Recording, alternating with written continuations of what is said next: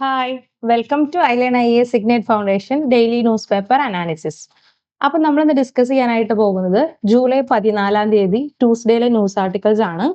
അപ്പൊ നമ്മൾ ഫസ്റ്റ് തന്നെ ഡിസ്കസ് ചെയ്യുന്നത് രണ്ട് ടെക്സ്റ്റ് ആൻഡ് കോണ്ടെക്സ്റ്റ് ആണ്. ഇന്നത്തെ എഡിറ്റോറിയൽസ് അത്ര ഇമ്പോർട്ടന്റ് ആയിട്ടുള്ളതൊന്നുമല്ല. അപ്പൊ അതുകൊണ്ട് നമ്മൾ രണ്ട് ടെക്സ്റ്റ് ആൻഡ് കോണ്ടെക്സ്റ്റും പിന്നീട് ഒരു സയൻസ് ആർട്ടിക്കിൾ ആണെന്ന് ഫസ്റ്റ് ഡിസ്കസ് ചെയ്യുന്നത്. അപ്പൊ ഫസ്റ്റ് തന്നെ ഡിസ്കസ് ചെയ്യുന്നത് can biogas aid India's energy security എന്ന് പറയുന്ന ഈ ഒരു ടെക്സ്റ്റ് ആൻഡ് കോണ്ടെക്സ്റ്റ് ആണ്. അപ്പൊ നമ്മൾ ഇന്നലെ എത്തനോൾ ബ്ലെൻഡിങ്ങിനെ കുറിച്ച് പറഞ്ഞു. അപ്പൊ അതുപോലെ തന്നെ നമ്മുടെ എനർജി സെക്യൂരിറ്റിക്ക് നമ്മൾ ഇമ്പോർട്ടൻസ് കൊടുക്കുന്ന മറ്റൊരു ഇതാണ് ബയോഗ്യാസ് എന്ന് പറയുന്നത്. അപ്പൊ ഈ ബയോഗ്യാസ് എങ്ങനെയാണ് നമ്മളെ ഹെൽപ്പ് ചെയ്യാനായിട്ട് പോകുന്നത്, അപ്പൊ അതിന്റെ കാര്യങ്ങളാണ് നമ്മൾ നോക്കുന്നത്. പിന്നീട് നമ്മൾ നോക്കുന്നത് ഇന്ത്യ ഓസ്ട്രേലിയ ഒരു യുറാനിയം സപ്ലൈ എഗ്രിമെന്റ് സൈൻ ചെയ്തിട്ടുണ്ട്. അപ്പോൾ നമ്മുടെ പ്രൈം മിനിസ്റ്റർ ഓസ്ട്രേലിയ വിസിറ്റ് ചെയ്തിരുന്നു. അപ്പൊ അതിന്റെ ഭാഗമായിട്ടാണ് ഈ ഒരു യുറാനിയം സപ്ലിമെന്റ് എഗ്രിമെന്റ് സൈൻ ചെയ്തിരിക്കുന്നത്. അപ്പൊ അതിനെക്കുറിച്ചാണ് അവിടെ നോക്കുന്നത്. പിന്നെ നോക്കുന്നത് ഒരു സയൻസ് ആർട്ടിക്കിൾ ആണ്. അപ്പൊ അതിനകത്ത് efficient way to filter nuclear waste എന്നുള്ളതാണ്. അതായത് നമ്മുടെ ന്യൂക്ലിയർ വേസ്റ്റ് നമ്മുടെ വാട്ടറിലേക്കൊക്കെ പോകുന്നുണ്ടല്ലോ. അപ്പൊ നമ്മൾ ഒരു ന്യൂക്ലിയർ പ്ലാന്റിൽ ആ ഒരു വേസ്റ്റ് സെഗ്രിഗേറ്റ് ഒക്കെ ചെയ്ത് കഴിഞ്ഞിട്ട് നോർമൽ വാട്ടർ അടുത്തുള്ള വാട്ടർ റിസോഴ്സസിലേക്കൊക്കെ തന്നെയാണ് ഇടാറ്. അപ്പൊ അത് ഇടുന്ന സമയത്തും അതിനകത്ത് ചെറിയ amount of radio active elements ഉണ്ടാവാറുണ്ട്. അപ്പൊ അതിനെ റിമൂവ് ചെയ്യാനായിട്ടുള്ള ഒരു പുതിയ ടെക്നിക്ക് കണ്ടുപിടിച്ചിട്ടുണ്ട്. അപ്പൊ അതിനെ കുറിച്ചാണ് പറയുന്നത്. പിന്നീട് നമ്മുടെ പ്രിലിം സ്നിപ്പെറ്റ്സിൽ നമുക്ക് നമ്മുടെ സുപ്രീം കോടതി പെൻഡിങ് ആയിട്ടുള്ള കേസസ് പരിഹരിക്കാൻ വേണ്ടിയിട്ട് എന്താണ് ഒരു 4 ബെഞ്ചസിന് പുതിയ ന്യൂ ബെഞ്ചസിനെ അപ്പോയിന്റ് ചെയ്തിട്ടുണ്ട്. അപ്പൊ അതിനെക്കുറിച്ചാണ് നമ്മൾ നോക്കുന്നത്. പിന്നെ നമ്മൾ നോക്കുന്നത് ലാസ്റ്റ് ഒരു ഉമാങ് പോർട്ടലിനുണ്ട്. അപ്പൊ അതിനെക്കുറിച്ചും ന്യൂസിൽ വന്നിട്ടുണ്ട്. അപ്പൊ ഇത്തരം കാര്യങ്ങളാണ് നമ്മൾ ഇന്നത്തെ ന്യൂസിൽ കവർ ചെയ്യാനായിട്ട് പോകുന്നത്. അപ്പൊ നമ്മൾ ഫസ്റ്റ് തന്നെ ഡിസ്കസ് ചെയ്യുന്നത് can biogas aid India's energy security എന്ന് പറയുന്ന ഈ ഒരു ആർട്ടിക്കിളാണ്. അപ്പോൾ ഇതിനകത്ത് നോക്കുമ്പോൾ നമുക്ക് ബയോഗ്യാസിനെ കുറിച്ചാണ് നമ്മൾ നോക്കുന്നത്. അതായത് നമ്മുടെ ഇന്ത്യയിൽ നമ്മൾ 85% നമ്മുടെ ക്രൂഡ് ഓയിൽ എന്ന് പറയുന്നത് നമ്മൾ എന്താണ് ഇമ്പോർട്ട് ചെയ്ത് കൊണ്ടുവരികയാണ്. 85% നമ്മുടെ ക്രൂഡ് ഓയിൽ എന്ന് പറയുന്നത്. അപ്പൊ അതുകൊണ്ടാണ് നമുക്ക് ഏറ്റവും കൂടുതൽ എന്താണ് നമ്മൾ ഡിപ്പെൻഡ് ചെയ്യുന്നത് പുറമെയുള്ള കൺട്രീസിൽ നിന്നുള്ള ക്രൂഡ് ഓയിൽ ഡിപ്പെൻഡൻസ് ആണ്. അപ്പൊ ഈ ഒരു ഡിപ്പെൻഡൻസ് കുറയ്ക്കാനായിട്ട് നമുക്ക് ഈ എത്തനോളും ബയോഗ്യാസ് പോലുള്ള കാര്യങ്ങൾ സഹായിക്കും. അപ്പൊ നമ്മുടെ റീസെന്റ് ആയിട്ടുള്ള ജിയോ പൊളിറ്റിക്കൽ ടെൻഷൻസ് ഒക്കെ നമ്മൾ കണ്ടതാണ്. ഇപ്പൊ വെസ്റ്റ് ഏഷ്യൻ ക്രൈസിസും റഷ്യ ഉക്രൈൻ വാർ കാര്യങ്ങൾ ഇതൊക്കെ കണ്ടതാണ്. അപ്പൊ ഇതിൽ നിന്നൊക്കെ നമുക്ക് മനസ്സിലായി, അതായത് ഇങ്ങനെ ഒരു വാർ ഉണ്ടാവുന്ന സമയത്ത് നമുക്ക് ഈ ഒരു ക്രൂഡ് ഓയിലിന്റെ ഇങ്ങോട്ടുള്ള ഇമ്പോർട്ട് കാര്യങ്ങൾ എന്താണ് കുറയാനായിട്ടുള്ള ചാൻസസ് ഉണ്ട്, അല്ലെങ്കിൽ നമ്മുടെ സപ്ലൈനെ ഇത് അഫക്ട് ചെയ്യുമെന്ന് മനസ്സിലായി. അപ്പൊ അതുകൊണ്ടാണ് ഇന്ത്യ എന്താണ് ഡൊമസ്റ്റിക്കലി നമുക്ക് ഡെവലപ്പ് ചെയ്യാൻ പറ്റുന്ന റിന്യൂവബിൾ ആയിട്ടുള്ള ഓൾട്ടർനേറ്റീവ് ആയിട്ടുള്ള മെത്തേഡുകൾ തിരഞ്ഞുകൊണ്ടിരിക്കുന്നത്. അപ്പൊ അങ്ങനെ നോക്കുമ്പോഴാണ് നമുക്ക് ഫീസിബിൾ ആയിട്ടുള്ള ഒരു മെത്തേഡാണ് ബയോഗ്യാസ് എന്ന് പറയുന്നത്. അപ്പോൾ എന്താണ് ഈ ബയോഗ്യാസ് എന്ന് പറയുന്നത്? ബയോഗ്യാസ് എന്ന് പറഞ്ഞാൽ നമ്മുടെ ഓർഗാനിക് വേസ്റ്റ് ഉണ്ടല്ലോ. ഇപ്പൊ കൗഡ്, പശുവിന്റെ ചാണകം, crop residues, food waste, sewage, അങ്ങനെ നമ്മുടെ ഓർഗാനിക് ആയിട്ടുള്ള വേസ്റ്റ് മെറ്റീരിയലിൽ നിന്ന് നമുക്ക് പ്രൊഡ്യൂസ് ചെയ്യാൻ പറ്റുന്ന ഒരു ഗ്യാസ് ആണ് ബയോഗ്യാസ് എന്ന് പറയുന്നത്. അതായത് ഈ ഓർഗാനിക് മെറ്റീരിയലിനെ നമ്മുടെ ഓക്സിജന്റെ അഭാവത്തിൽ നമ്മൾ ഡൈജസ്റ്റ് ചെയ്യുകയാണ് ചെയ്യുന്നത്. അതായത് അനൈറോബിക് ഡൈജഷൻ ആണ് അവിടെ നടത്തുന്നത്. ഓർഗാനിക് മെറ്റീരിയലിനെ ഓക്സിജന്റെ അഭാവത്തിൽ നമ്മൾ ഡീകമ്പോസ് ചെയ്യുന്നു. ഈ ഒരു പ്രോസസ് ആണ് ബയോഗ്യാസിൽ നടക്കുന്നത്. Biogas is produced by organic waste decomposed in the absence of oxygen.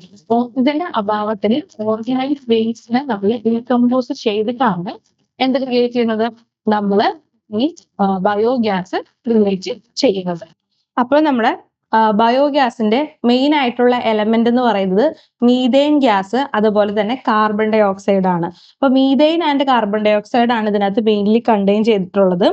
അതുകൊണ്ട് തന്നെ ഇതിനെ നമ്മൾ എന്ത് ചെയ്യും, പ്യൂരിഫൈ ചെയ്യും. ഇപ്പൊ നമ്മൾ ഡെവലപ്പ് ചെയ്യുന്ന ബയോഗ്യാസിനെ നമ്മൾ പ്യൂരിഫിക്കേഷൻ ചെയ്യും, എന്നിട്ട് അതിനെ കംപ്രസ് ചെയ്യും. അങ്ങനെയാണ് നമ്മൾ കംപ്രസ്ഡ് ബയോഗ്യാസ് അഥവാ CBG ഡെവലപ്പ് ചെയ്യുന്നത്. കംപ്രസ്ഡ് ബയോഗ്യാസ് നമ്മൾ ഡെവലപ്പ് ചെയ്യുന്നത് അങ്ങനെയാണ്. അപ്പൊ ഇതിനെയാണ് നമ്മൾ റീപ്ലേസ് ചെയ്യാനായിട്ട് പോകുന്നത്. അതായത് ഈ CBGനെ നമ്മൾ ഉപയോഗിക്കുന്ന എന്താണ്, CNG ആണ്, കംപ്രസ്ഡ് നാച്ചുറൽ ഗ്യാസ് ആണ്. ഈ കംപ്രസ്ഡ് നാച്ചുറൽ ഗ്യാസിന് പകരം നമ്മൾ ഇങ്ങനെ ക്രിയേറ്റ് ചെയ്യുന്ന CBG കംപ്രസ്ഡ് ബയോഗ്യാസ് ഉപയോഗിക്കാനാണ് നമ്മൾ ലക്ഷ്യം വെക്കുന്നത്. അപ്പൊ നമുക്ക് എത്തനോൾ പോലെ തന്നെ CNGക്ക് പകരം CBG ഉപയോഗിക്കാനായിട്ട് പറ്റും. അതാണ് ഇന്ത്യയുടെ ലക്ഷ്യം എന്ന് പറയുന്നത്. അപ്പോൾ ബയോഗ്യാസ് എങ്ങനെയാണ് നമ്മുടെ ഇന്ത്യയുടെ എനർജി സെക്യൂരിറ്റിയെ ഹെൽപ്പ് ചെയ്യാനായിട്ട് പോകുന്നത്? അതായത് നമ്മുടെ ഓയിൽ ഡിപ്പെൻഡൻസ് ഉണ്ടല്ലോ, imported oil and natural gas dependence നമുക്ക് കുറയ്ക്കാനായിട്ട് പറ്റും. എങ്ങനെയെന്ന് പറഞ്ഞു കഴിഞ്ഞാൽ ഇപ്പൊ നമ്മൾ CNG എന്താണ്, ക്രൂഡ് ഓയിൽ ഇമ്പോർട്ട് ചെയ്ത് കൊണ്ടുവരികയാണ് ചെയ്യുന്നത്. പക്ഷെ നമ്മൾ ഡൊമസ്റ്റിക്കലി ബയോഗ്യാസ് ക്രിയേറ്റ് ചെയ്ത് അതിന് നമ്മൾ കംപ്രസ്ഡ് ബയോഗ്യാസ് ആയിട്ട് യൂസ് ചെയ്യുന്ന സമയത്ത് നമുക്ക് CNGയുടെ ഉപയോഗം കുറയ്ക്കാൻ പറ്റും. അപ്പോൾ നമുക്ക് അതിന് പകരം എന്താണ്, ബയോഗ്യാസ് ഉപയോഗിക്കാൻ പറ്റും. അപ്പോൾ നമ്മുടെ ഇമ്പോർട്ട് കുറയും. ഇമ്പോർട്ട് കുറയുന്ന സമയത്ത് വേൾഡിൽ യുദ്ധങ്ങൾ കാര്യങ്ങൾ നടന്നാലും അതൊന്നും തന്നെ നമ്മളെ അഫക്റ്റ് ചെയ്യാനായിട്ട് പോകുന്നില്ല. അപ്പൊ അതൊരു കണക്കിന് നമുക്ക് ഗുണമാണ്. ദെൻ രണ്ടാമത് ചെയ്യുന്ന എന്താണ്, ഇവിടെ അഗ്രികൾച്ചറൽ വേസ്റ്റിനെ അതുപോലെ തന്നെ മുനിസിപ്പൽ വേസ്റ്റിനെ നമ്മളൊരു ക്ലീൻ ഫ്യൂവൽ ആയിട്ട് മാറ്റാണ് ചെയ്യുന്നത്. അപ്പൊ നമ്മുടെ വേസ്റ്റ് ആയിട്ടുള്ള ഓർഗാനിക് മാറ്ററിനെയാണ് നമ്മൾ ഫ്യൂവൽ ആയിട്ട് മാറ്റുന്നത്. അപ്പൊ നമുക്ക് എൻവയോൺമെന്റിൽ എന്താണ്, ഇത് നമ്മളെ ഹെൽപ്പ് ചെയ്യുന്നുണ്ട്. അപ്പൊ വേസ്റ്റ് പ്രോബ്ലം നമുക്ക് കുറയ്ക്കാൻ പറ്റുന്നു. അതുപോലെ തന്നെ നമ്മളെ നല്ലൊരു ഫ്യൂവലും നമുക്ക് അതിൽ നിന്ന് കിട്ടുന്നുണ്ട്. മൂന്നാമത്തെ കാര്യം എന്ന് പറഞ്ഞു കഴിഞ്ഞാൽ help farmers earn additional income from crop residues and animal waste. ഈ ഫാമേഴ്സിനും ഇതുവഴി ഇൻകം കിട്ടുന്നുണ്ട്. അപ്പൊ ഇവരുടെ വേസ്റ്റ് വരുന്ന പ്രോഡക്ട്സ് ഉണ്ടല്ലോ, ഇപ്പോൾ ക്രോപ്പ് റെസിഡ്യൂസ്, അതുപോലെ തന്നെ ഇപ്പോൾ ഫാമിലൊക്കെ അനിമൽസ് എന്തെങ്കിലുമൊക്കെ അസുഖങ്ങൾ വന്നിട്ട് ഡെഡ് ആയി കഴിഞ്ഞാൽ അതിന്റെ മീറ്റ് ഒന്നും നമുക്ക് റീയൂസ് ചെയ്യാനായിട്ട് പറ്റില്ല. പക്ഷെ ഇത് നമുക്ക് എന്താണ്, ബയോഗ്യാസ് ഒക്കെ ക്രിയേറ്റ് ചെയ്യാനായിട്ട് ഉപയോഗിക്കാനായിട്ട് പറ്റും. അപ്പൊ അങ്ങനെ വരുമ്പോൾ എന്താണ്, ഈ അനിമൽ വേസ്റ്റ് അതുപോലെ തന്നെ കൗഡങ് പോലുള്ള വേസ്റ്റ്, അത് അനിമൽ വേസ്റ്റുകളും അഗ്രികൾച്ചറൽ വേസ്റ്റുകളും ഈ ഒരു ബയോഗ്യാസിനായിട്ട് ഉപയോഗിക്കാനായിട്ട് പറ്റും. അപ്പൊ അതും എന്താണ്, ഫാമേഴ്സിന് അഡീഷണൽ ഇൻകം കൊടുക്കാനായിട്ട് നമ്മളെ കൊണ്ട് സാധിക്കും. അതുപോലെ തന്നെ എന്താണ്, സ്റ്റബിൾ ബേണിംഗ് കുറയ്ക്കാനായിട്ട് പറ്റും. കാരണം നോർത്തിലൊക്കെ നോക്കിക്കഴിഞ്ഞാൽ ഈ സ്റ്റബിൾസ് എന്ത് ചെയ്യണം എന്ന് അവർക്ക് അറിയില്ല. അപ്പോൾ ആ ടൈമും കുറച്ചുള്ളൂ. അപ്പൊ മൊത്തത്തിൽ പൂട്ടിയിട്ട് കത്തിക്കുകയാണ് ചെയ്യുന്നത്. അപ്പൊ കത്തിക്കാതെ ഇതിനെന്താണ്, ബയോഗ്യാസ് ആക്കി മാറ്റാനായിട്ട് പറ്റും. അപ്പൊ അങ്ങനെ മാറ്റുന്ന സമയത്ത് എന്താണ്, മീഥേൻ എമിഷൻസ് നമുക്ക് കുറയ്ക്കാനായിട്ട് പറ്റും. അതുപോലെ തന്നെ ഇതെന്താണ്, support India's climate commitment and circular economy. നമ്മുടെ സർക്കുലർ എക്കണോമിക്ക് എന്താണ്, നമ്മളെ ഇത് ഹെൽപ്പ് ചെയ്യും എന്നൊരു കാര്യം നമുക്ക് ഇതിൽ നിന്ന് മനസ്സിലാവുന്നുണ്ട്. അപ്പൊ ഇത്രയും കാര്യങ്ങൾ എന്താണ്, നമുക്ക് ഈ ഒരു ബയോഗ്യാസ് എന്ന് പറയുന്ന ഈ ഒരു ഫ്യൂവൽ നമ്മൾ ഉപയോഗിക്കുകയാണെങ്കിൽ നമുക്ക് ബെനിഫിറ്റ് കിട്ടുന്നുണ്ട്. അപ്പൊ ഇതിന്റെ ഈ ഒരു ഗവൺമെന്റ് ഈ പറയുന്ന ബയോഗ്യാസിന്റെ സപ്പോർട്ടിന് വേണ്ടിയിട്ട് അല്ലെങ്കിൽ ബയോഗ്യാസ് വെച്ചിട്ടുള്ള ഫ്യൂവൽസ് ഉപയോഗിക്കാൻ വേണ്ടിയിട്ട് ഗവൺമെന്റ് ലോഞ്ച് ചെയ്തിട്ടുള്ള കുറച്ച് പ്രോഗ്രാംസ് ഉണ്ട്, കുറച്ച് ഇനീഷ്യേറ്റീവ്സ് ഉണ്ട്. അതാണ് ഒന്നെന്ന് പറയുന്നത് സദത് ആണ്, അതായത് sustainable alternative towards affordable transportation എന്ന് പറയുന്നതാണ്. അതായത് നമ്മുടെ ഏവിയേഷൻ ഫ്യൂവൽസിലും CBG ഉപയോഗിക്കണം അല്ലെങ്കിൽ CBG പ്ലാന്റ്സ് ഉപയോഗിക്കണം എന്ന് പറയുന്നതാണ് നമ്മുടെ സദത്തിൽ പറയുന്നത്. ദെൻ രണ്ടാമത്തേതെന്ന് പറയുന്നത് ഗോബ്ദാൻ സ്കീമാണ്. ഗോബ്ദാൻ സ്കീം എന്ന് പറയുന്നത് നമ്മുടെ galvanising organic bio agro resources Dhan scheme to increase CBG production ആണ്. അതായത് വേസ്റ്റ് ടു വെൽത്ത് എന്നാണ് ഈ പ്രോഗ്രാമിന്റെ ഒരു ലക്ഷ്യം വരുന്നത്. അതായത് ഗവൺമെന്റ് 50 ലക്ഷം പെർ ഡിസ്ട്രിക്റ്റിനാണ് ഈ ഒരു കമ്മ്യൂണിറ്റി ബയോഗ്യാസ് പ്ലാന്റിന് വേണ്ടിയിട്ട് കൊടുക്കുന്നത്. ഇപ്പൊ ഒരു 564 കോടിയോളം embarked for the purchasement of biogas collection machinery ഒക്കെ ഇതിന്റെ ഭാഗമായിട്ട് ഗവൺമെന്റ് കൊടുത്തിട്ടുണ്ട്. അപ്പൊ അത്രയും കാര്യങ്ങൾ ഗവൺമെന്റ് ഇതിന് വേണ്ടിയിട്ട് ചെയ്തിട്ടുണ്ട് നമുക്ക് ഈ ഒരു ഗോദാൻ പ്രോഡക്റ്റിന്റെ ഭാഗം ആയിട്ട്. അപ്പോൾ അതും നമുക്ക് ഇതിന്റെ ഭാഗമായിട്ട് ഗവൺമെന്റ് ചെയ്തിട്ടുണ്ട്. ദെൻ പിന്നീട് വരുന്ന ഇനീഷ്യേറ്റീവ് എന്ന് പറയുന്നത് മാൻഡേറ്ററി CBG ബ്ലെൻഡിങ് ആണ്. മാൻഡേറ്ററി CBG ബ്ലെൻഡിങ് വരുമ്പോൾ ഇവിടെ വരുന്നത് എങ്ങനെയാന്ന് വെച്ച് കഴിഞ്ഞാൽ gas distributors are required to blend CBG into supplies. അതായത് നമ്മൾ എത്തനോൾ ബ്ലെൻഡ് ചെയ്യുന്നുണ്ടല്ലോ, എത്തനോൾ ബ്ലെൻഡ് ചെയ്യുന്ന പോലെ തന്നെ നമ്മൾ ഇവിടെ ഈ പറയുന്ന CBGയും നമ്മുടെ CNG ആയിട്ട് നമ്മുടെ ഗ്യാസ് ഉണ്ടല്ലോ, ഗ്യാസിൽ ബയോഗ്യാസും ബ്ലെൻഡ് ചെയ്യുക എന്നുള്ളതാണ് നമ്മുടെ CBG ബ്ലെൻഡിങ്ങിൽ വരുന്നത്. മാൻഡേറ്ററി ആയിട്ടുള്ള CBG ബ്ലെൻഡിങ് കൊണ്ടുവന്നിട്ടുണ്ട്. അപ്പോൾ ഇതിന്റെ ബിഗിനിങ് ചെയ്യുന്നത് 1% and increasing to 5% over time to boost demand ആണ് ഉദ്ദേശിക്കുന്നത്. അതായത് ഇപ്പൊ നമ്മൾ 1% ആണ് CBG ബ്ലെൻഡ് ചെയ്യാനായിട്ട് പോകുന്നത് ഇപ്പോഴത്തെ ഗ്യാസുമായിട്ട്. ദെൻ അത് 5% ആക്കി മാറ്റുക എന്നുള്ളതാണ് നമ്മുടെ ലക്ഷ്യം എന്ന് പറയുന്നത്. അപ്പൊ ഇത്രയും കാര്യങ്ങളാണ് ഗവൺമെന്റ് ഇനീഷ്യേറ്റീവ്സ് കൊണ്ടുവന്നിട്ടുള്ളത്. ആൻഡ് ഇതിനെന്താണ് കുറെ ചലഞ്ചസ് നമ്മൾ ഫേസ് ചെയ്യുന്നുണ്ട്. അപ്പൊ ഈ ഒരു ബയോഗ്യാസ് സാധനം നമ്മൾ ഒറ്റയടിക്ക് കൊണ്ടുവരാനൊന്നും പറ്റില്ല. അപ്പൊ അതിനെന്താണ് കുറെ ചലഞ്ചസ് ഉണ്ട്. അപ്പൊ നമ്മൾ ഫേസ് ചെയ്യുന്ന ചലഞ്ചസ് എന്ന് പറയുന്നത് high initial investment and limited private participation ആണ്. അതായത് ഇനീഷ്യൽ ആയിട്ട് എന്താണ് നമുക്ക് നല്ല രീതിയിലുള്ള ഇൻവെസ്റ്റ്മെന്റ് ആവശ്യമാണ്. എന്തൊരു പ്രോഗ്രാമും പുതിയത് തുടങ്ങണമെന്നുണ്ടെങ്കിൽ ഇൻഫ്രാസ്ട്രക്ചേഴ്സ് വേണം. ഇൻഫ്രാസ്ട്രക്ചേഴ്സ് വേണമെന്നുണ്ടെങ്കിൽ അതിനകത്ത് നല്ല രീതിയിൽ എന്ത് വേണം, അതിനകത്ത് ഇൻവെസ്റ്റ്മെന്റുകൾ കൊണ്ടുവരണം. അതുപോലെ തന്നെ എന്താണ് പ്രൈവറ്റ് ആയിട്ടുള്ള ആളുകളുടെ പാർട്ടിസിപ്പേഷനും ഉണ്ട് എന്ന് നമുക്ക് വേണ്ടി വരും. കാരണം അത്രയും ഹ്യൂജ് എമൗണ്ട് ഗവൺമെന്റിന് എടുക്കാനായിട്ട് പറ്റില്ല. അപ്പൊ പ്രൈവറ്റ് പാർട്ടിസിപ്പേഷൻ ആവശ്യമാണ്. അപ്പൊ high initial investment and private participation നമുക്ക് കുറവാണ്. അപ്പൊ അതൊരു ചലഞ്ച് നമ്മൾ ഫേസ് ചെയ്യുന്നുണ്ട്. ദെൻ രണ്ടാമത്തേതെന്ന് പറയുന്നത് പുവർ ആയിട്ടുള്ള ഇൻഫ്രാസ്ട്രക്ചർ ആണ് നമുക്കുള്ളത്. അതായത് നമ്മളിപ്പോ ഈ ഒരു എനർജി ക്രിയേറ്റ് ചെയ്യാൻ പോകുന്നത് എന്തിനാ, വേസ്റ്റിൽ നിന്നാണ്. അപ്പൊ ഈ വേസ്റ്റ് ഒക്കെ എന്താണ് നമ്മൾ പല സ്ഥലങ്ങളിൽ നിന്ന് കളക്ട് ചെയ്ത് കൊണ്ടുവരണം, ട്രാൻസ്പോർട്ട് ചെയ്യണം, എന്നിട്ട് വേണം നമ്മൾ അതിനെ ഡീകമ്പോസ് ചെയ്ത് ബയോഗ്യാസ് ആക്കി മാറ്റണം, പിന്നെ അതിനെന്താണ് പ്യൂരിഫൈ ചെയ്യണം. അപ്പൊ അതിനൊക്കെയുള്ള ഇൻഫ്രാസ്ട്രക്ചേഴ്സ് ഒക്കെ നമ്മുടെ കയ്യിൽ വളരെ കുറവാണ്. ഈ വേസ്റ്റ് കളക്ഷൻ ആൻഡ് ട്രാൻസ്പോർട്ടേഷൻ കൃത്യമായിട്ട് ചെയ്തില്ല എന്നുണ്ടെങ്കിൽ അത് പലതരത്തിലുള്ള പൊല്യൂഷൻ അതുപോലെ തന്നെ അസുഖങ്ങളൊക്കെ പടരുന്നതിനൊക്കെ കാരണം ആവുന്നതാണ്. ദെൻ മൂന്നാമത്തെ പ്രശ്നം എന്ന് പറയുന്നത് ഡിഫിക്കൽട്ടി ഇൻ ഒബ്റ്റെയിനിങ് ഫിനാൻസ് കിട്ടുക എന്ന് പറയുന്നത് ഇതിനെന്താണ് കുറച്ച് ബുദ്ധിമുട്ടായിട്ടുള്ള ഒരു കാര്യം ആണ്. ദെൻ നാലാമത്തെ കാര്യം എന്ന് പറയുന്നത് many plants operate below capacity. പല പ്ലാന്റ്സുകൾ എന്താണ് അവരുടെ ബിലോ കപ്പാസിറ്റിയിലാണ് വർക്ക് ചെയ്യുന്നത്. കപ്പാസിറ്റി കുറവാണ് പല പ്ലാന്റുകൾക്കും എന്ന് പറയുന്നത്. ദെൻ അഞ്ചാമത്തെ കാര്യം എന്ന് പറയുന്നത് നമ്മുടെ ഫുഡ് ക്രോപ്സ് ഉണ്ടല്ലോ. അപ്പൊ നമ്മൾ എത്തനോളിൽ പറഞ്ഞിട്ടുള്ള സെയിം കാര്യങ്ങൾ ഇപ്പൊ ഫുഡ് ക്രോപ്സ് ആണ് നമ്മൾ ഈ ബയോഫ്യൂൽ പ്രൊഡക്ഷനിലോട്ട് മാറ്റുന്നത്. അപ്പൊ ഫുഡ് ക്രോപ്സ് ആണ് നമ്മൾ ഇവിടെ എന്ത് ചെയ്യുന്നത്, ഡൈവേർട്ട് ചെയ്യുന്നത്. ഫുഡ് ക്രോപ്സ് ഡൈവേർട്ട് ചെയ്യുന്ന സമയത്ത് അത് നമ്മുടെ ഫുഡ് സെക്യൂരിറ്റീനെ അഫക്റ്റ് ചെയ്യും. അപ്പൊ അങ്ങനെ വരുമ്പോൾ എന്താണ് നമ്മൾ ഫുഡ്സ് ബാക്കിയുള്ള സ്ഥലത്തു നിന്ന് ഇമ്പോർട്ട് ചെയ്ത് കൊണ്ടുവരേണ്ടതായിട്ട് വരും. നമ്മുടെ ഇവിടുത്തെ അഗ്രികൾച്ചറൽ പ്രൊഡക്റ്റ് നമ്മൾ ഉപയോഗിച്ച് കഴിയുമ്പോൾ നമ്മൾ പുറത്തുനിന്ന് ഇമ്പോർട്ട് ചെയ്ത് കൊണ്ടുവരേണ്ടതായിട്ട് വരും. അപ്പോൾ അങ്ങനെ നമ്മുടെ ഇമ്പോർട്ട് കൂടും, നമ്മൾ പൈസ കൂടുതൽ ചെലവാക്കേണ്ടതായിട്ടൊക്കെ വരും. അപ്പൊ ഇവിടെ നല്ലൊരു എക്സാമ്പിൾ പറഞ്ഞിരിക്കുന്നത് ഡെൻമാർക്കിന്റെ മോഡലാണ്. അപ്പൊ ഡെൻമാർക്ക് എന്താ ചെയ്തിരിക്കുന്നതെന്ന് വെച്ച് കഴിഞ്ഞാൽ ഡെൻമാർക്ക് 2030 ആകുമ്പോഴത്തേക്കും ബയോമീഥെയിൻ ഡെവലപ്പ് ചെയ്യണം എന്നുള്ളതാണ് അവരുടെ ലക്ഷ്യം. അപ്പൊ ഇവർ ചെയ്തിരിക്കുന്നത് മെയിൻലി റിലൈസ് ചെയ്യുന്നത് life stock manure and agricultural waste rather than food crops. Food ക്രോപ്സിന് പകരം അവര് ലൈഫ് സ്റ്റോക്കിന്റെ മാനുവറും അഗ്രികൾച്ചറൽ വേസ്റ്റും ഒക്കെയാണ് ഈ ഒരു ബയോഗ്യാസ് പ്രൊഡക്ഷന് വേണ്ടിയിട്ട് ഉപയോഗിക്കുന്നത്. അപ്പൊ ഇതുകൊണ്ട് എന്താണ് നമുക്ക് ഫുഡ് പ്രൊഡക്ഷന്റെ കോമ്പറ്റീഷൻ ഒക്കെ കുറയ്ക്കാൻ പറ്റും, അതുപോലെ തന്നെ എനർജി സെക്യൂരിറ്റി എൻഷുർ ചെയ്യാനായിട്ട് പറ്റും എന്ന് നമുക്ക് മനസ്സിലാവുന്നുണ്ട്. അപ്പോൾ ഈ ബയോ ഫ്യൂവൽസിന് വേണ്ടിയിട്ട് 2023 ഒരു കോർഡിനേഷൻ കമ്മിറ്റീനെ ഗവൺമെന്റ് കൊണ്ടുവന്നിട്ടുണ്ട്. അപ്പൊ അതിന്റെ ഭാഗമായിട്ട് മാൻഡേറ്ററി ബ്ലെൻഡിങ് ഒബ്ലിഗേഷൻസ് ഒക്കെ കൊണ്ടുവന്നിട്ടുണ്ട്. അതായത് CBG ബ്ലെൻഡിങ് നമ്മൾ നേരത്തെ പറഞ്ഞ കാര്യം, അതുപോലെ തന്നെ CBG പ്രോഗ്രാം ഒക്കെ കൊണ്ടുവന്നിട്ടും ഒക്കെ ഉണ്ട്. അപ്പൊ ഇതൊക്കെ എന്താണ് നമ്മൾ ഹെൽപ്പ് ചെയ്യുമെന്നാണ് നമ്മൾ വിചാരിക്കുന്നത്. അപ്പൊ ഇത്രയും കാര്യങ്ങളാണ് നമുക്ക് ഈ ഒരു ആർട്ടിക്കിളിൽ ഡിസ്കസ് ചെയ്യാനായിട്ടുള്ളത്. ആൻഡ് ഇനി നമ്മൾ നോക്കുന്നത് what is India Australia uranium supplement agreement എന്ന് പറയുന്ന ഈ ഒരു ടെക്സ്റ്റ് ആൻഡ് കോണ്ടെക്സ്റ്റ് ആണ്. അപ്പൊ നമ്മൾ പറഞ്ഞു Indian prime minister Australia visit ചെയ്തിരുന്നു. അപ്പൊ അതിന്റെ ഭാഗമായിട്ട് അവിടെ വെച്ചിട്ടാണ് ഈ India Australia uranium supplement agreement നമ്മൾ സൈൻ ചെയ്യാനുള്ള തീരുമാനത്തിൽ എത്തുന്നത്. ആക്ച്വലി ഇത് 2015 മുതൽ ചർച്ചകൾ കാര്യങ്ങളൊക്കെ നടക്കുന്നതാണ്. എന്നാലും ഇന്ത്യയിലേക്ക് ഇത് കൊടുക്കാനായിട്ടുള്ള എഗ്രിമെന്റ് കാര്യങ്ങളൊന്നും തന്നെ സൈൻ ചെയ്തിട്ടൊന്നും ഉണ്ടായിരുന്നില്ല. ബിക്കോസ് ഇന്ത്യ എന്താണ് ന്യൂക്ലിയർ നോൺ പോളിഫറേഷൻ ട്രീറ്റി NPT ഭാഗമല്ലാത്തത് കൊണ്ട് തന്നെ എന്താണ് ഇന്ത്യക്ക് ഈ യുറാനിയം സെല്ല് ചെയ്യാനായിട്ട് ഓസ്ട്രേലിയ വിമുഖത കാണിച്ചിരുന്നു. അവര് ഓക്കെ അല്ലായിരുന്നു. പിന്നീട് അത് കഴിഞ്ഞിട്ട് India IAE safeguard agreement 2008 വന്നു.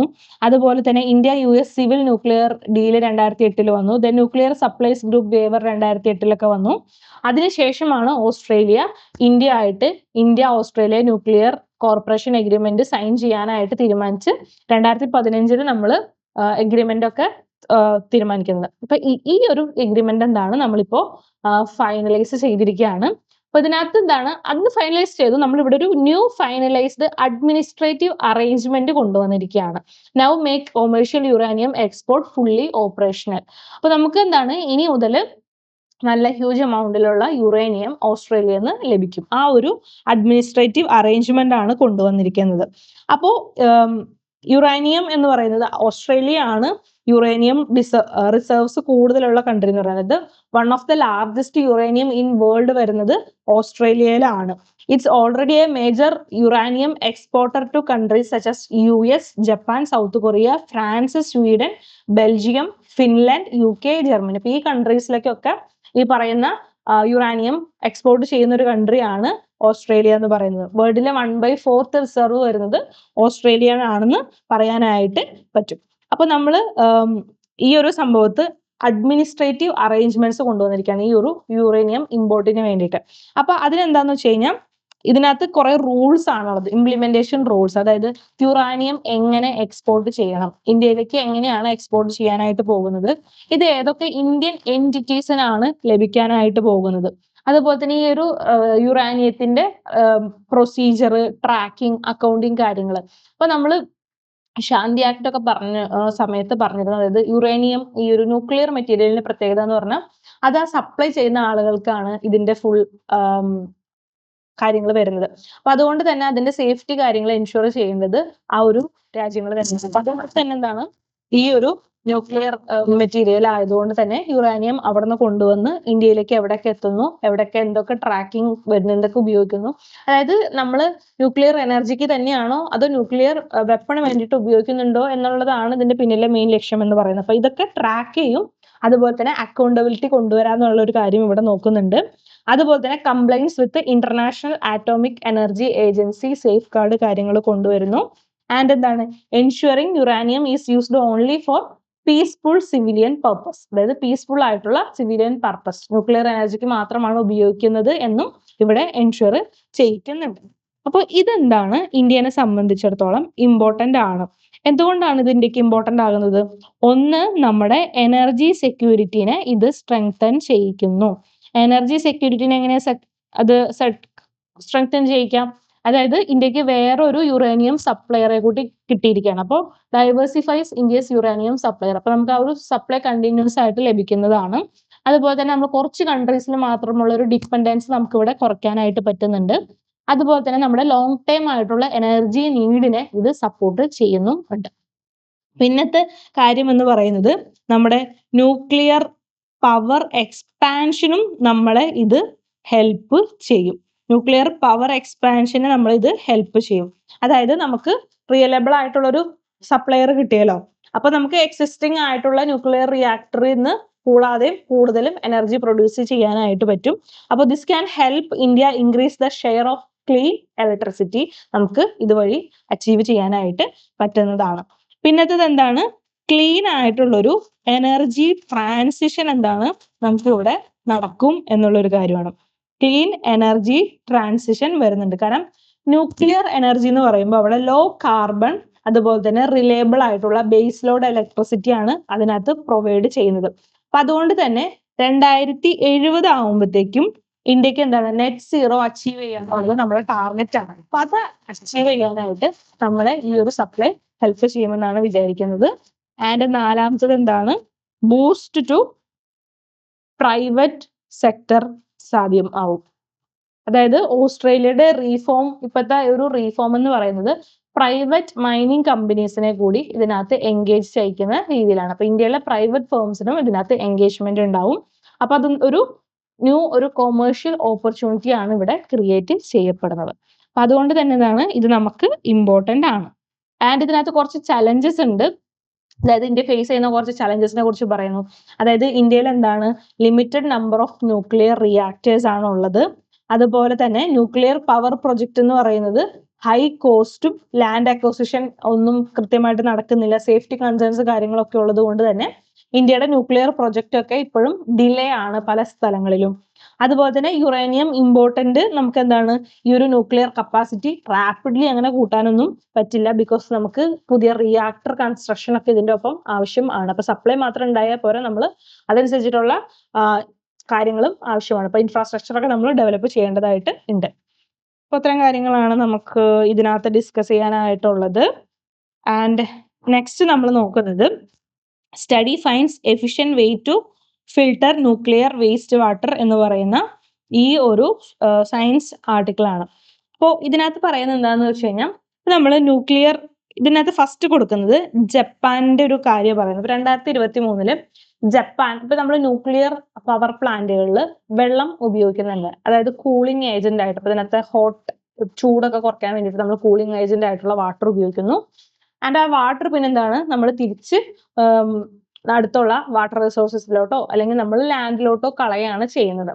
അപ്പൊ ഈ കൂളന്റ് ആയിട്ട് ഉപയോഗിക്കുന്ന ഈ വാട്ടറിലും ചെറിയ എമൗണ്ടിൽ എന്താണ് ന്യൂക്ലിയർ വേസ്റ്റുകൾ വരാറുണ്ട്.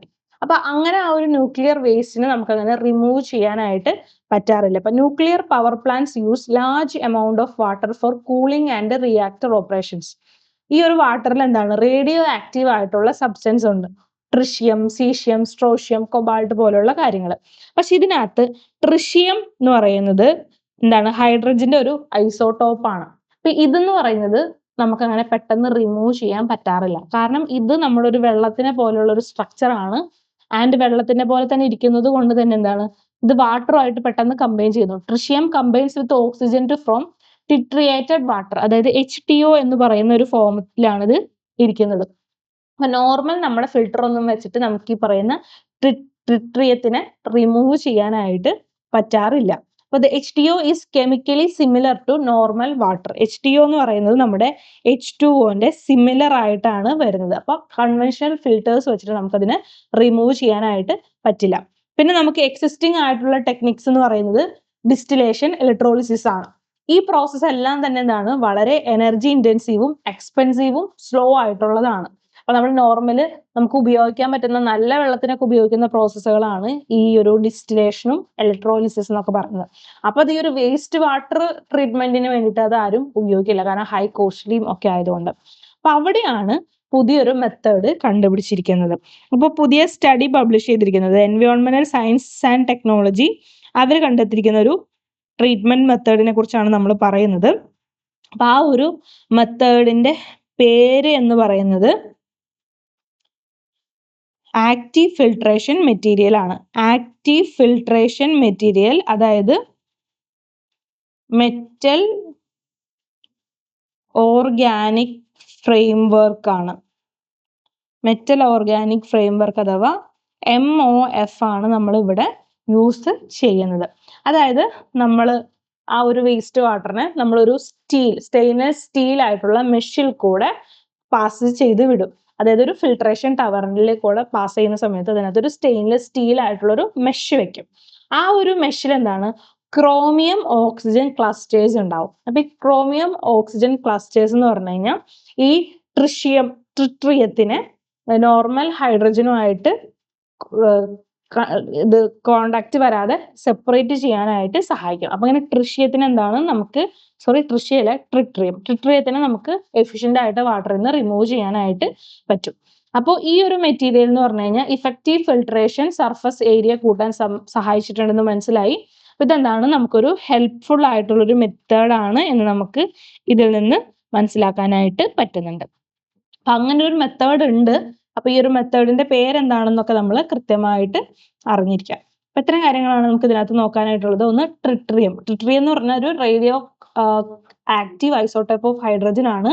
ആൻഡ് മെറ്റൽ ഓർഗാനിക് ഫ്രെയിംവർക്ക് ആണ് നമ്മൾ ഈ ഒരു ന്യൂക്ലിയർ വേസ്റ്റിന്റെ റിമൂവലിന് വേണ്ടിയിട്ട് ഉദ്ദേശിച്ചിരിക്കുന്നത്. അതായത് ഒരു highly porous material used for gas storage, catalyse, carbon capture and separation of radio active സബ്സ്റ്റൻസിനാണ് നമ്മൾ ഈ മെറ്റൽ ഓർഗാനിക് ഫ്രെയിംവർക്ക് ഉപയോഗിക്കുന്നത്. അത് നമ്മൾ ഈ പറയുന്ന ട്രിട്രിയത്തിന്റെ റിമൂവലിനും ഉപയോഗിക്കുന്നു എന്നുള്ളൊരു കാര്യം മനസ്സിലാക്കാം. ഇത്രയും കാര്യങ്ങളാണ് നമുക്ക് ഇതിനകത്ത് നോക്കാനായിട്ടുള്ളത്. ദെൻ നെക്സ്റ്റ് എന്ന് പറയുന്നത് നമ്മുടെ സുപ്രീം കോടതിയിൽ കുറെ കേസസ് എന്താണ് പെൻഡിങ് ആയിട്ട് കിടക്കുന്നുണ്ട്. അപ്പൊ ഈ പറയുന്ന പെൻഡിങ് കേസസ് ഒക്കെ എന്താണ് നമുക്ക് റിസോൾവ് ചെയ്യേണ്ടതായിട്ടുണ്ട്. അപ്പൊ അതിന് വേണ്ടിയിട്ട് നമ്മുടെ കോടതി എന്ത് വിചാരിച്ചു, സുപ്രീം കോടതി പുതിയൊരു ടെക്നിക്ക് കൊണ്ടുവന്നിരിക്കുകയാണ്. അതായത് ഒരു 4 ബെഞ്ചസിനെ എക്സ്ട്രാ ഡെവലപ്പ് ചെയ്തിരിക്കുകയാണ്. ഒന്ന് 2 division benches headed by justice PK Mishra, അതുപോലെ തന്നെ SNV ഭട്ടി എന്ന് പറയുന്നത്. ഇവരെന്തിനാന്ന് വെച്ച് കഴിഞ്ഞാൽ ഓൾഡ് ആയിട്ടുള്ള സിവിൽ കേസസ് നോക്കാൻ വേണ്ടിയിട്ടാണ് ഈ ഒരു ബെഞ്ചിനെ ഡെവലപ്പ് ചെയ്തിരിക്കുന്നത്. Another division bench justice Manoj Mishra, അതുപോലെ തന്നെ ഉജ്വൽ ഭൂയൻ. ഇവര് വരുന്നത് ഓൾഡ് ആയിട്ടുള്ള ക്രിമിനൽ മാറ്റേഴ്സിന് വേണ്ടിയിട്ടാണ്. അപ്പൊ അങ്ങനെ 2 ബെഞ്ചുകൾ എന്താണ് ഇവിടെ ക്രിയേറ്റ് ചെയ്തിരിക്കുന്നതാണ്. അപ്പൊ ഈ ഒരു ബെഞ്ച് ഫംഗ്ഷൻ ചെയ്യുന്നത് ട്യൂസ്ഡേ, വെനസ്ഡേ ആൻഡ് തേഴ്സ്ഡേ ആണ്. അപ്പൊ ബാക്കി ദിവസങ്ങളിലൊക്കെ എന്താണ് മൺഡേ ആൻഡ് ഫ്രൈഡേ എന്ന് പറയുന്നത് മിസ്ലേനിയസ് ഡേയ്സ് ആയിരിക്കും. അപ്പൊ ഇവർ വർക്ക് ചെയ്യുന്നത് നോൺ മിസ്ലേനിയസ് ഡേയ്സ് ആണ്. അതായത് ട്യൂസ്ഡേ, വെനസ്ഡേ ആൻഡ് തേഴ്സ്ഡേ എന്ന് പറയുന്നത്. മൺഡേ, ഫ്രൈഡേ എന്താണ് മിസ്ലേനിയസ് ഡേയ്സ് ആണ്. അതായത് ഫ്രഷ് ഹിയറിങ്സ് ഉണ്ടല്ലോ, പുതിയ കേസുകൾ, പ്രിലിമിനറി ഹിയറിംഗ് കാര്യങ്ങളൊക്കെ വരുന്നത് മൺഡേ ആൻഡ് ഫ്രൈഡേസ് ആയിരിക്കും. അതാണ് ഇപ്പോഴത്തെ എക്സിസ്റ്റിംഗ് ആയിട്ടുള്ള ബെഞ്ചസ് നോക്കാനായിട്ട് പോകുന്നത്. ഇപ്പൊ പുതിയതായിട്ട് കൊണ്ടുവന്നിട്ടുള്ള ബെഞ്ചുകൾ ട്യൂസ്ഡേ, വെനസ്ഡേ ആൻഡ് തേഴ്സ്ഡേ വന്നിട്ട് അവര് പഴയ ക്രിമിനൽ കേസുകളും പഴയ നമ്മുടെ സിവിൽ കേസസ് ഒക്കെ അവര് നോക്കും. അപ്പൊ ഇതിന്റെ ആവശ്യകത എന്താണെന്ന് ചോദിച്ചു കഴിഞ്ഞാൽ നമുക്ക് നോക്കുന്ന സമയത്ത് 96,045 പെൻഡിങ് കേസസ് ഇൻ സിവിൽ മാറ്റേഴ്സും അതുപോലെ തന്നെ 74,244 കേസസ് ക്രിമിനൽ മാറ്റേഴ്സിലും എന്താണ് പെൻഡിങ് ഉണ്ട്. പലപ്പോഴും നോക്കുന്ന സമയത്ത് 1986 മുതലും 1991 മുതലുള്ള കേസസ് എന്താണ് സുപ്രീം കോടതിയിൽ നല്ല രീതിയിൽ പെൻഡിങ് ആണെന്ന് നമുക്ക് മനസ്സിലാവുന്നുണ്ട്. അപ്പൊ many litigants may have been waiting for justice for more than 3 decade ആയിട്ട് വെയിറ്റ് ചെയ്യാണ് പലരും. അപ്പൊ ആ ഒരു കാര്യം നമുക്ക് മനസ്സിലാവുന്നുണ്ട്. അപ്പൊ അതുകൊണ്ടാണ് ഇങ്ങനൊരു ഇതിനകത്ത് കൊണ്ടുവന്നിരിക്കുന്നത്. ഇതിനകത്ത് പറയുന്ന ഒരു വേർഡ് പറഞ്ഞിട്ടുണ്ട്, അതായത് പെൻഡൻസി പാരഡോക്സ് എന്ന് പറയുന്നത്.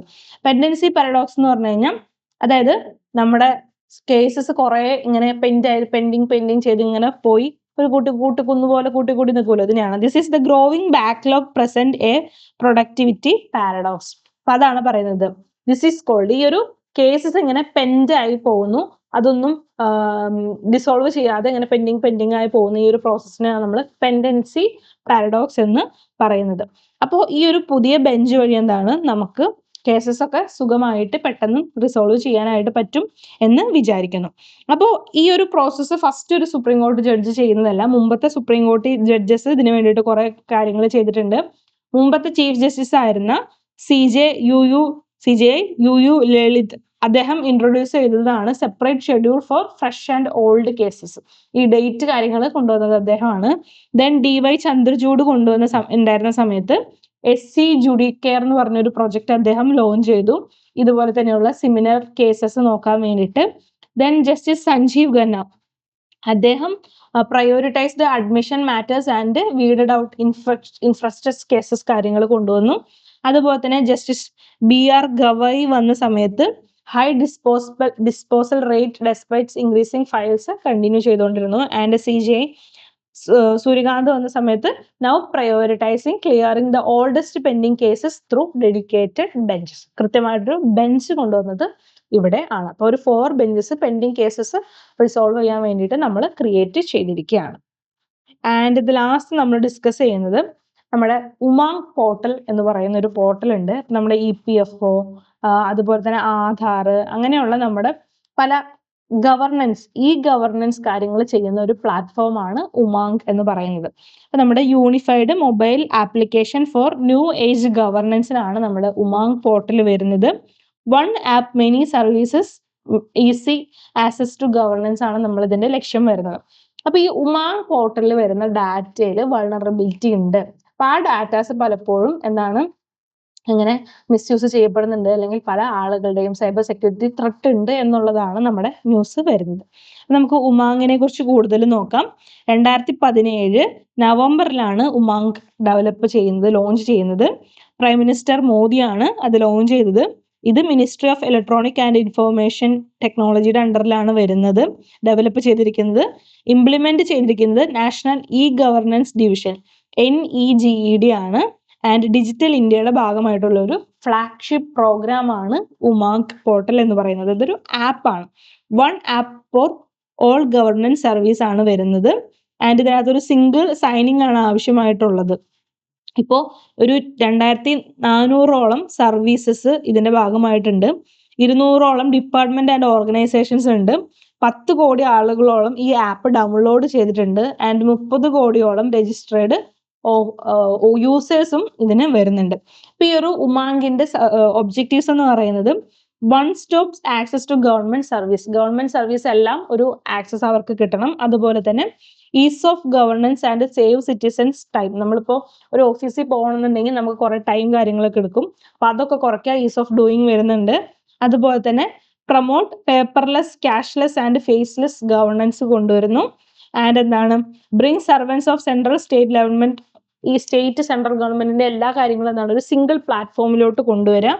അതുപോലെ തന്നെ എന്താണ് നമുക്ക് ഈ ഗവൺമെന്റ് ഓഫീസുകൾ എപ്പോഴും പോകുന്ന വിസിറ്റ് കാര്യങ്ങളൊക്കെ ഒഴിവാക്കുക എന്നൊക്കെയാണ് ഇതിന്റെ ഭാഗമായിട്ട് വരുന്നത്. ആൻഡ് ഇതിനകത്ത് വരുന്ന സർവീസസ് എന്ന് പറയുന്നത് social security, EPFO, ESI, pension service, then identity services വരുന്നത് ആധാർ, പാൻ റിലേറ്റഡ് കാര്യങ്ങൾ, ഡിജിറ്റൽ ഡോക്യുമെന്റ്സ് നമ്മുടെ DigiLocker, eSign, and electricity bills അടയ്ക്കാം, water bill, gas booking, health കാര്യങ്ങൾ വരുന്നുണ്ട്, education, scholarship, examination services, agricultural welfare സ്കീമുകൾ, soil health card, marketing information, നമ്മുടെ ട്രാൻസ്പോർട്ടിൽ വരുമ്പോൾ driving licence, vehicle related service, income tax, GST, അങ്ങനെ സകലമാന കാര്യങ്ങളും പാസ്പോർട്ട് മുതലുള്ള കാര്യങ്ങളൊക്കെ എന്താണ് ഈ ഒരു ഉമാങ് പോർട്ടലിൽ നമുക്ക് അവൈലബിൾ ആണ് എന്ന് മനസ്സിലാവും. അപ്പൊ അതിന്റെ ബെനിഫിറ്റ്സ് ഉണ്ട്, ചലഞ്ചസും വേ ഫോർവേഡും ഒക്കെ ഉണ്ട്. അപ്പൊ അതൊന്ന് വായിച്ചു നോക്കിയാൽ മതി. അപ്പൊ ഇത്രയും കാര്യങ്ങളാണ് നമുക്ക് ഇന്നത്തെ ന്യൂസ് ആർട്ടിക്കിളിൽ ഡിസ്കസ് ചെയ്യാനായിട്ടുള്ളത്. അപ്പൊ നമുക്ക് ക്വിക്കായിട്ടൊന്ന് റീക്യാപ്പ് ചെയ്യാം. അപ്പൊ ഫസ്റ്റ് നമ്മൾ ഡിസ്കസ് ചെയ്തത് can biogas aid India's energy security എന്നുള്ളൊരു കാര്യമാണ്. അതായത് എനർജി സെക്യൂരിറ്റി നമുക്ക് പ്രശ്നങ്ങളുണ്ട്, കാരണം നമ്മുടെ ഗ്യാസ് ക്രൈസിസും കാര്യങ്ങൾ, ക്രൂഡ് ഓയിൽ ഇമ്പോർട്ട് കാര്യങ്ങൾ കുറയുന്നതൊക്കെ കൊണ്ട് തന്നെ. അപ്പൊ അതിന് വേണ്ടിയിട്ട് ഒരു ഓൾട്ടർനേറ്റീവ് ആയിട്ട് നമുക്ക് ബയോഗ്യാസ് ഉപയോഗിക്കാനായിട്ട് പറ്റുമോ എന്നാണ് നമ്മൾ അവിടെ നോക്കിയത്. പിന്നെ നമ്മൾ ഇന്ത്യ ഓസ്ട്രേലിയ യുറാനിയം സപ്ലൈ എഗ്രിമെന്റിന്റെ പുതിയ കാര്യങ്ങളെ കുറിച്ച് ഡിസ്കസ് ചെയ്തു. അത് കഴിഞ്ഞിട്ട് നമ്മുടെ ന്യൂക്ലിയർ വേസ്റ്റിനെ നമുക്ക് എങ്ങനെ എഫിഷ്യന്റ് ആയിട്ട് യൂസ് ചെയ്യാൻ പറ്റും. അപ്പൊ അതിനകത്ത് പുതിയൊരു ഫിൽട്ടർ കൊണ്ടുവന്നിരിക്കുക, ന്യൂക്ലിയർ വേസ്റ്റിനെ ഫിൽട്ടർ ചെയ്യാൻ വേണ്ടിയിട്ടുള്ള ഒരു മെത്തേഡാണ്. അപ്പൊ efficient way to filter nuclear waste, ആ ഒരു മെത്തേഡിനെ കുറിച്ച് നോക്കി. പിന്നെ നമ്മുടെ 4 പുതിയ ബെഞ്ചസിനെ നമ്മൾ ഡെവലപ്പ് ചെയ്തിരിക്കുകയാണ് സുപ്രീം കോടതിയിൽ, അതായത് പെൻഡിങ് കേസസ് റിസോൾവ് ചെയ്യാൻ വേണ്ടിയിട്ട്. അതുപോലെ തന്നെ ലാസ്റ്റ് നമ്മൾ നോക്കിയത് ഉമാങ് പോർട്ടലിനെ കുറിച്ചും ആണ്. അപ്പൊ ഇത്രയും കാര്യങ്ങളാണ് നമുക്ക് ഇന്നത്തെ ന്യൂസിൽ കവർ ചെയ്യാനായിട്ട് ഉള്ളത്.